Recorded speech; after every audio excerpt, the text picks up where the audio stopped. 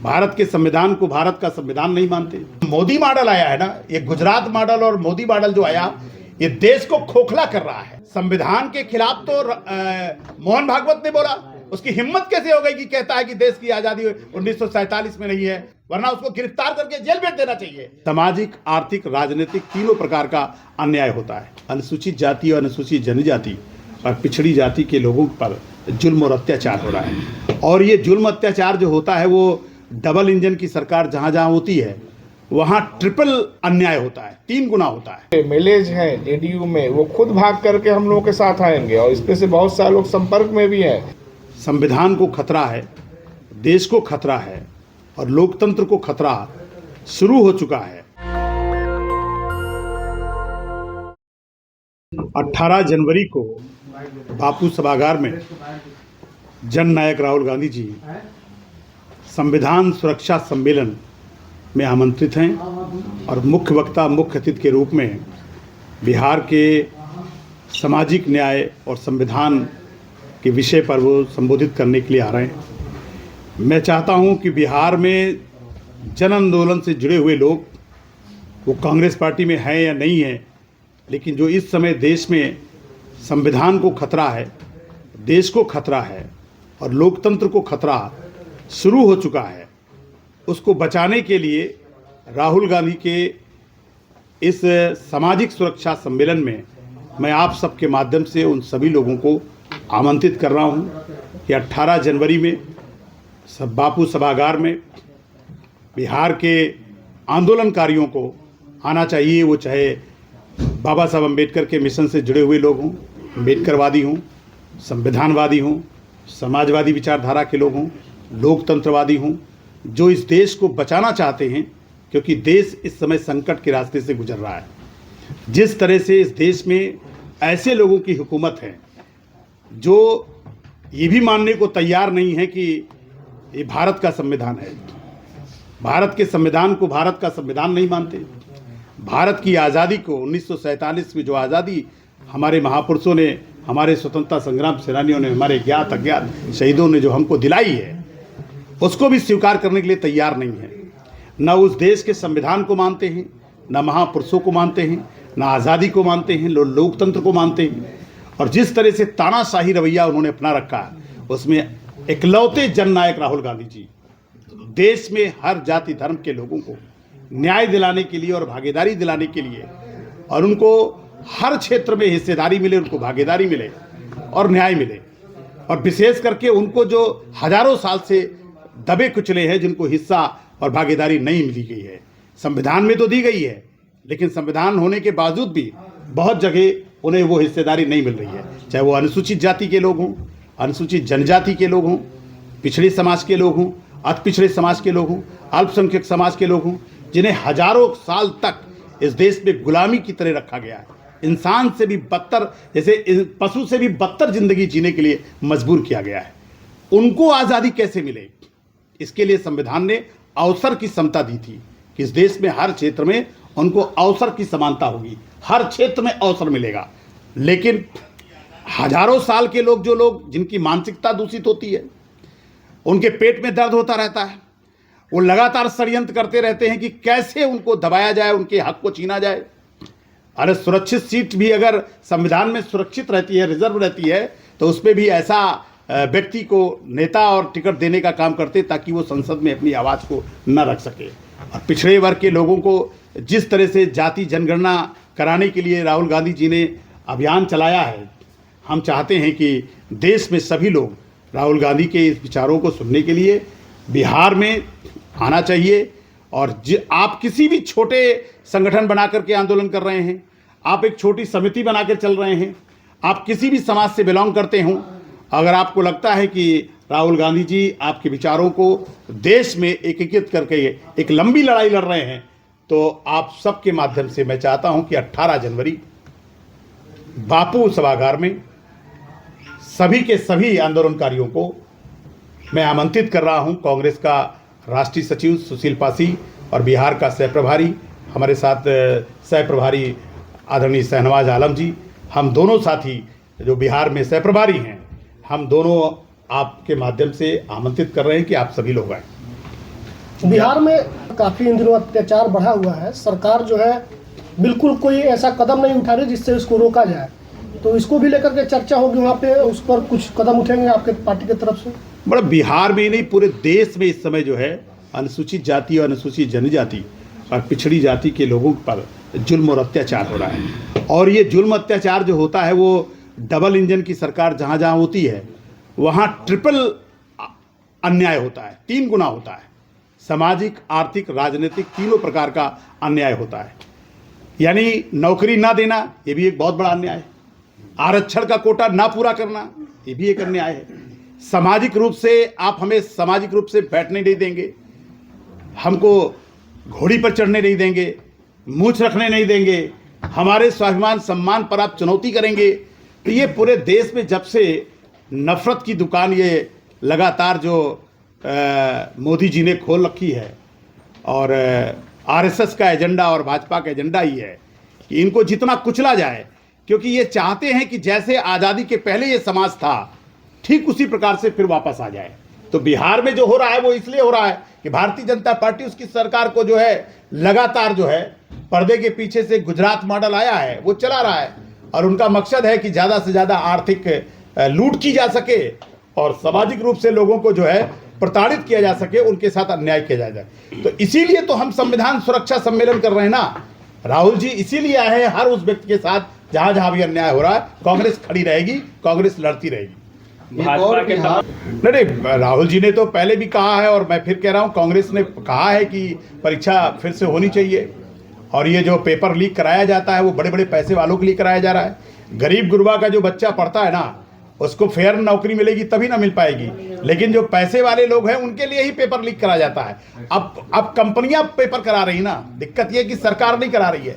और आप जांच करा के देख लीजिए, पूरे देश के अंदर गुजरात की कंपनी होगी जो पूरे देश में ये परीक्षा प्रणाली को ध्वस्त कर दिया है। तो ये जो मोदी मॉडल आया है ना, ये गुजरात मॉडल और मोदी मॉडल जो आया, ये देश को खोखला कर रहा है। आर्थिक रूप से एक ऐसा मॉडल आ गया कि कंपनी से चंदा लीजिए और फिर कंपनी को ठेका दे दीजिए। तो गजब है कि केवल इस देश के लोग केवल वोटर बनकर रहेंगे, उनको सामाजिक, आर्थिक और राजनीतिक न्याय ना मिले, इसकी एक साजिश की जा रही है। और इसीलिए हम कह रहे हैं कि जननायक राहुल के साथ खड़े हुई है। एक सवाल है सर, अभी के तमाम नेता कह रहे हैं कि राहुल गांधी ने इंडियन स्टेट के खिलाफ उनकी लड़ाई है, देशद्रोही तो राहुल गांधी हैं। बकवास करने के अलावा और झूठ और ड्रामा करने के अलावा भाजपा को कुछ नहीं आता है। राहुल गांधी जहां से पढ़ के आए ना, भाजपा का कोई नेता नहीं है जो उसमें पढ़ के आया होगा। उनकी बात को दूसरे तरह से तोड़ मोड़ कर पेश करना, स्टेट ऑफ यूनियन उन्होंने कहा था, ठीक है। वो जो अपनी बात भाषा में, स्पीच में कहते हैं और उसको तोड़ मड़ोड़ करके पेश करना, संविधान के खिलाफ तो मोहन भागवत ने बोला। उसकी हिम्मत कैसे हो गई कि कहता है कि देश की आज़ादी 1947 में नहीं है और राम मंदिर जब वो हुआ तब हुआ। कैसे बोल सकता है? ये देश किसी एक जाति धर्म का नहीं है ना, ये देश हम का है। भारत के संविधान में जो पहला शब्द है, हम भारत के लोग, ये देश सबका है जो इस देश में रहते हैं। तो मोहन भागवत पर तो मैं राष्ट्रीय सचिव कह रहा हूं, उस पर एफआईआर दर्ज होनी चाहिए, लेकिन देश में संविधान का राज नहीं है, वरना उसको गिरफ्तार करके जेल भेज देना चाहिए। उसकी हिम्मत कैसे हो गई कि ऐसी बात कहता है कि 1947 में आजादी नहीं हुई।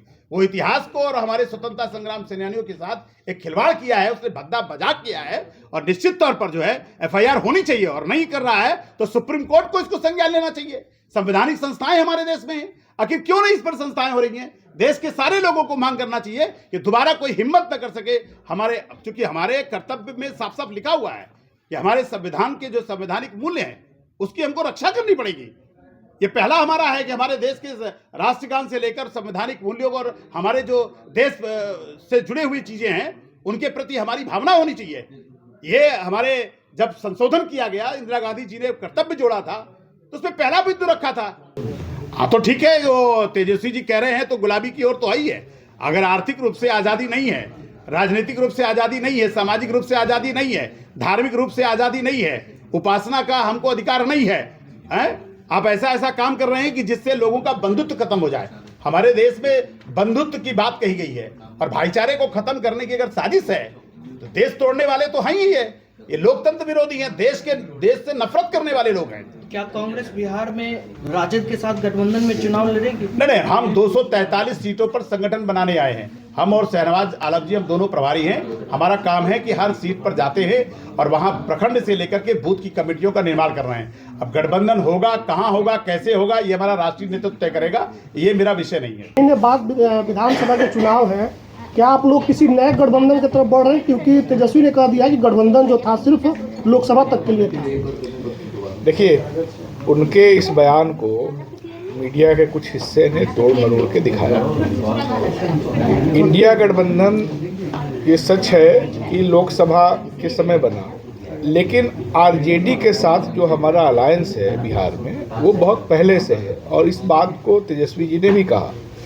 तो इंडिया गठबंधन तो बना था चुनाव के समय, लेकिन आरजेडी के साथ जो हमारा अलायंस है वो पहले से है और इस बार तो उसमें लेफ्ट पार्टीज भी हैं, सहनी जी की भी पार्टी है। हो सकता है आने वाले समय में कुछ और लोग भी आए उस पार्टी में हमारे गठबंधन तो बहुत मजबूत होते जा रहा है। आरजेडी इस गठबंधन को मानती है, क्योंकि जब टिकट का बंटवारा होता है तब आप लोग का कोई साझा प्रेस कॉन्फ्रेंस पहले नहीं होता है। आरजेडी पहले ही टिकट अपने लोगों को देकर उतार देती है। विधानसभा में क्या कुछ होने जा रहा है, वही तैयारी है? गठबंधन एक दूसरे के साथ सीट शेयरिंग को लेकर के ही तो होता है ना। लोकसभा में दिखा नहीं? नहीं, क्यों नहीं दिखा लोकसभा में आपको? लालू जी ने 4 सीटें बांट दी थी, उसके बाद फिर प्रेस कॉन्फ्रेंस संयुक्त रूप से हुआ था। प्रेस कॉन्फ्रेंस कब कहाँ हो रहा है ये एक अलग इशू है, लेकिन जब अलायंस है तो मिल बैठ के ही न तय हुआ है कि कौन कहाँ लड़ेगा। तो इस तरह का उसमें कोई इशू नहीं है। गठबंधन बहुत मजबूत है और मेरा मानना है कि जितने भी बहुजन समाज से आने वाले एमएलएज हैं, जो खास तौर से जेडीयू में हैं या बीजेपी में हैं, उनके ऊपर अपने वोट बैंक का दबाव है कि ऐसी सरकार के साथ नहीं रहना है जो संविधान को कमज़ोर कर रही है या जो सामाजिक, राजनीतिक, लोकतांत्रिक अधिकार मिले हैं उसको कमज़ोर कर रही है। तो अभी आप देखिएगा, जैसे जैसे चुनाव नज़दीक आएगा, सबसे बड़ा जो फूट होने जा रहा है वो बहुजन समाज के जो एमएलएज हैं जेडीयू में, वो खुद भाग करके हम लोगों के साथ आएंगे और इसमें से बहुत सारे लोग संपर्क में भी हैं। बस एक अवसर देख रहे हैं, जब वो अवसर आएगा आप सब लोग को पता भी चलेगा। बहुत कितने लोग संपर्क में? अब ये हम आपसे नहीं ना बताएंगे, कुछ खुलासा, कुछ सब होगा, थोड़ा धैर्य रखिए, सब होगा। भगदड़ मचने वाली है। भगदड़ कहिए, देखिए एक आदमी का जो पब्लिक लाइफ में है, अगर वो किसी से वोट ले रहा है तो वोट लेके भाग नहीं ना जाएगा, फिर 5 साल बाद जाएगा कि नहीं जाएगा। तो जिस दलित पिछड़े से, अति पिछड़े से वोट लेके लोग विधायक बन गए और मजबूरी में बीजेपी के साथ है, जहां विधायकों का, मंत्रियों का कोई वैल्यू नहीं है, क्योंकि आप जानते हैं कि बिहार में जो पूरी सरकार चल रही है वो ब्यूरोक्रेसी चला रही है।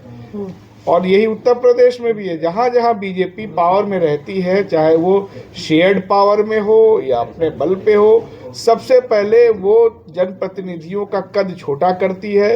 पूरी सरकार ब्यूरोक्रेसी के भरोसे चलाया जाता है और ये तो सबको मालूम है कि दिल्ली की सरकार किस तरह से यहाँ नीतीश जी को कंट्रोल कर रही है। अब उनका भी उतना रोल नहीं रह गया जितना ब्यूरोक्रेसी का रहा।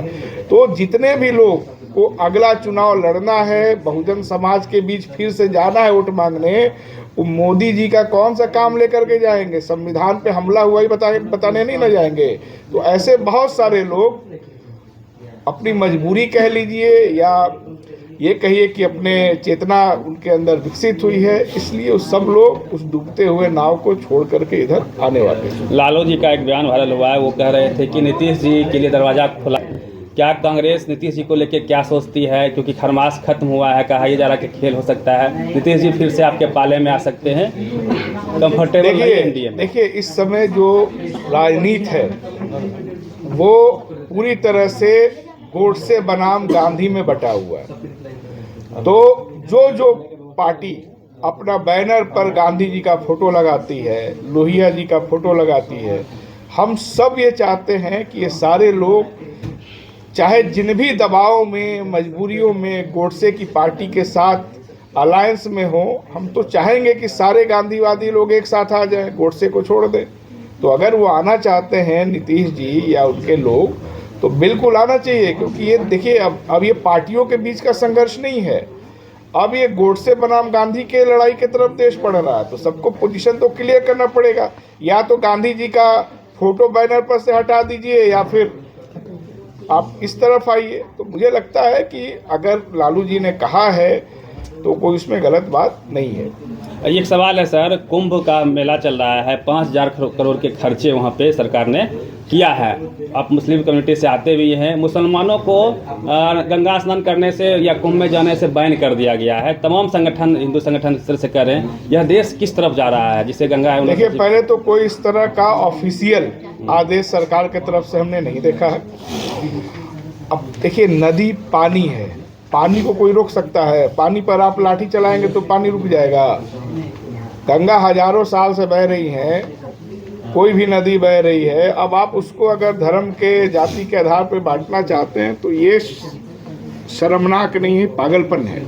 और मैं बीजेपी से कहना चाहूँगा, अभी पिछले दिनों उनके कुछ लोगों ने कहा कि जो शाही स्नान है इसका अब नाम बदला जाएगा क्योंकि शाही उर्दू ज़बान की भाषा है। तो मैं आपके माध्यम से बीजेपी के लोगों से कहूँगा कि सबसे पहला प्रस्ताव अमित शाह के नाम में परिवर्तन का लोग लाएं। और अभी जैसे शाही स्नान को अमृत स्नान ही लोग बोल रहे हैं, तो मेरा वो सुझाव होगा कि अब अमित शाह को अमित अमृत जो भी अपना नाम हम रखना चाहे लोग रखें। उत्तर प्रदेश में ये खुद सरकार का आंकड़ा है कि उत्तर प्रदेश सबसे गरीब राज्य है, और उस गरीबी में अगर इस तरह की चीज़ें हो रही हैं, लोगों के भावनाओं का, जो उनकी धार्मिक आस्था है, अगर उनका कोई राजनीतिक दुरुपयोग करना चाह रहा है तो ये बहुत शर्मनाक है। और मुझे लगता है कि यूपी की जनता इसको बर्दाश्त नहीं करेगी। बिहार में विधानसभा चुनाव नजदीक है, कांग्रेस की क्या तैयारी है बिहार में? पूरा तैयारी है। संविधान से जुड़ा हुआ जो मुद्दा है उसको हम लोग लेकर के लोगों के बीच जा रहे हैं। आम लोगों से जुड़ा हुआ जो मुद्दा है,